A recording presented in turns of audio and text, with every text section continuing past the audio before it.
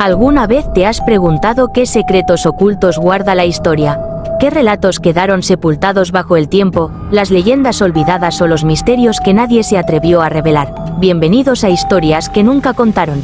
Aquí no encontrarás los cuentos de siempre, sino aquellos que desafían lo conocido, que despiertan preguntas y que, tal vez, cambiaron el mundo en las sombras. Somos cazadores de verdades ocultas, exploradores de lo inexplicable, y hoy te invitamos a descubrirlo junto a nosotros. Si te apasionan los enigmas, las crónicas prohibidas y los hechos que los libros jamás mencionaron, suscríbete y activa la campanita, porque aquí, cada vídeo es una puerta a lo desconocido, y no querrás perderte lo que viene.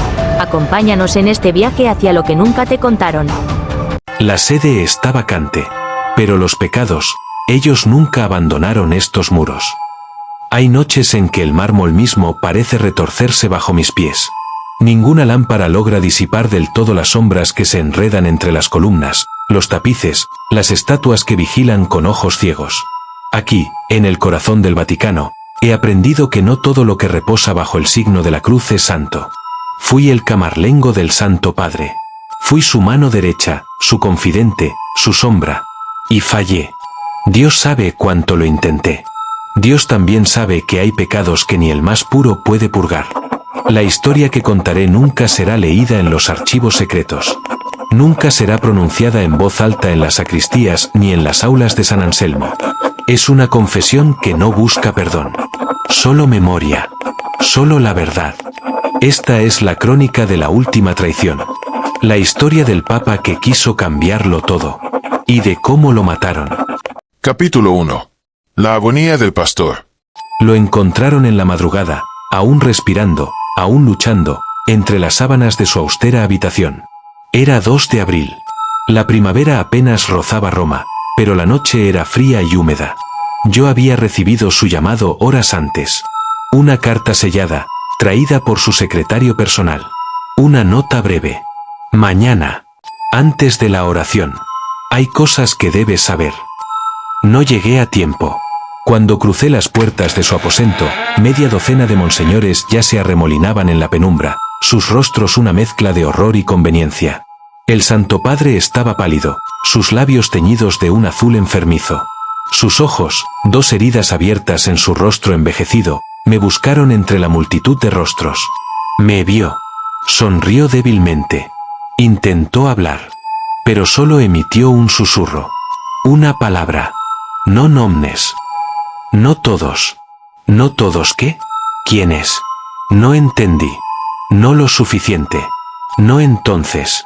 La muerte llegó rápido, como una sombra arrastrándose sobre su cuerpo exhausto.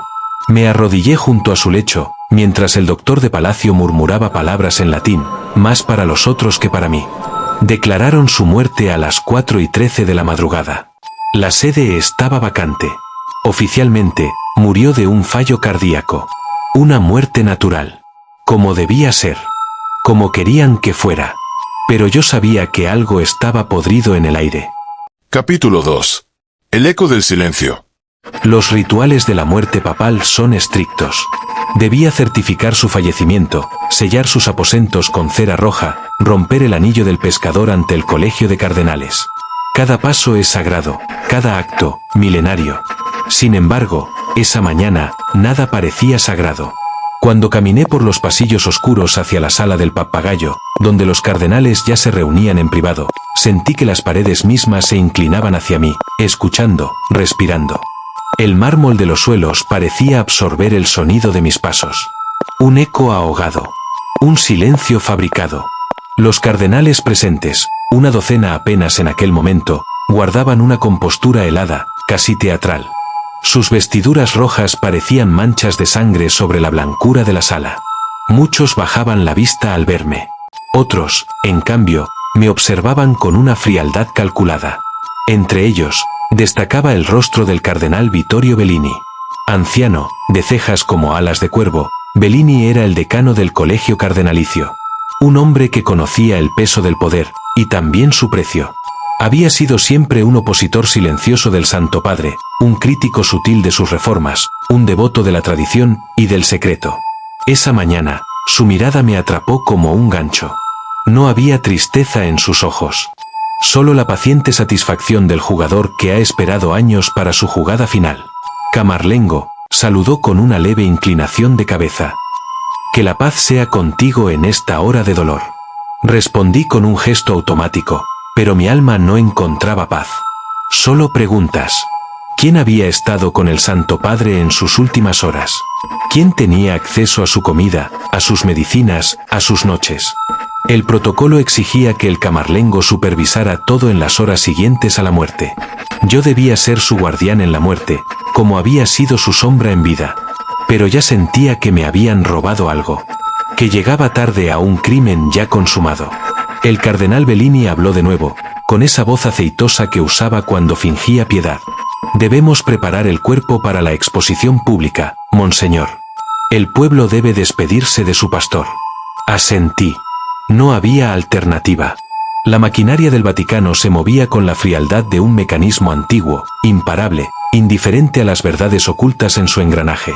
Aquella misma tarde, ordené que trajeran al embalsamador oficial. Supervisé personalmente el sellado de los aposentos papales. Rompería el anillo frente a los cardenales reunidos en breve. Seguiría cada rito, cada protocolo. Pero en el fondo, lo sabía. La muerte había tenido ayuda. Y no tardaría en mostrar su verdadero rostro. Capítulo 3. Veneno en el velo. La Basílica de San Pedro estaba cubierta de crespones negros. Miles de fieles comenzaban a congregarse en la plaza, rezando, llorando, esperando ver al pastor por última vez. Desde las alturas, en las galerías privadas, yo observaba la escena, sintiendo que algo se quebraba bajo el peso de aquel duelo impuesto. Fue entonces cuando Fray Alessandro, uno de los monjes médicos encargados de asistir en la preparación del cuerpo, me buscó discretamente. Su rostro, siempre pálido, estaba aún más ceniciento. Me llevó aparte, a una sala secundaria, lejos de oídos y ojos ajenos. Me habló en voz baja, como si temiera que hasta las paredes lo delataran. Monseñor, algo no está bien. Sus manos temblaban al sostener una pequeña ampolla de cristal. Dentro de la ampolla, un residuo amarillento flotaba en aceite. Era la muestra tomada del estómago del Santo Padre. ¿Qué es esto?, pregunté, aunque en mi corazón ya adivinaba la respuesta. Digitalis, belladona, y trazas de cianuro. Fray Alessandro tragó saliva, como si decirlo fuera blasfemia. Alguien lo envenenó. Sentí que el suelo se abría bajo mis pies. La imagen del Santo Padre luchando por respirar, su última palabra susurrada en mi oído, me golpeó como un látigo. Non omnes. No todos son lo que parecen. Me apoyé contra la pared, cerrando los ojos. No podía permitirme flaquear. No ahora. ¿Quién más sabe de esto?, pregunté, cada palabra pesada como plomo. Nadie, monseñor. Lo descubrí en secreto. Quería estar seguro antes de decir algo. Le agradecí en silencio. Su lealtad era un milagro entre la podredumbre que ya comenzaba a emanar de los corredores sagrados.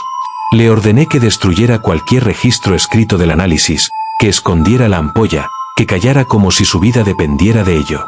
Porque, en efecto, así era. Sabía que el enemigo nos vigilaba. Sabía que entre las vestiduras rojas se escondían lobos. Y ahora también sabía que el asesinato del Santo Padre no había sido un accidente. Había sido una advertencia. El cónclave estaba por comenzar. Y la verdadera caza apenas había empezado. Capítulo 4. Señales en la sangre. La noche cayó como un manto de plomo sobre la ciudad del Vaticano. Desde mi ventana, veía las luces temblorosas de Roma más allá de los muros sagrados, como un mundo lejano, ajeno a la oscuridad que reptaba en estos corredores. Esa noche recibí la primera advertencia. No un mensaje escrito. No una amenaza directa. Fue mucho peor.